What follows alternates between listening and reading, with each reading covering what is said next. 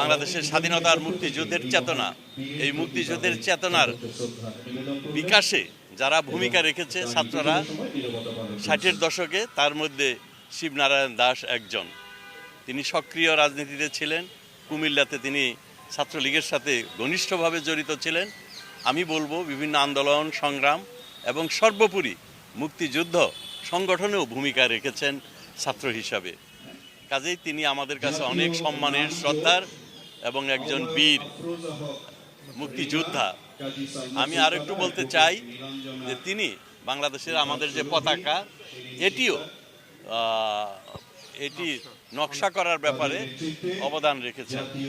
এটা ইতিহাসে অম্লান হয়ে থাকবে, ইতিহাসে লিখিত থাকবে। আমরা সারা জাতি শ্রদ্ধাবনত তার প্রতি।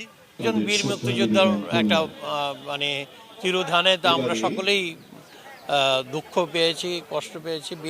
উনি তো মুক্তিযুদ্ধে তার অবদান ছিল, এই দেশটা তৈরির ব্যাপারে তার অবদান ছিল। বঙ্গবন্ধুর আহ্বানে সাড়া দিয়ে তিনি মুক্তিযুদ্ধে অংশগ্রহণ করেছিলেন। এবং এই যেটা আজকে বলা হচ্ছে যে আমাদের যে পতাকা, যেটা পরবর্তীতে জাতীয় পতাকা, যেটা রেজিমেন্টাল ফ্ল্যাগ হিসাবে তৈরি হয়েছিল, সেই রেজিমেন্টাল ফ্ল্যাগটা তৈরি করার ব্যাপারে তার অবদান খুবই গুরুত্বপূর্ণ ছিল। এবং তার মৃত্যুতে নিশ্চয়ই একজন জাতি একজন বড় মাপের মানুষকে হারালো।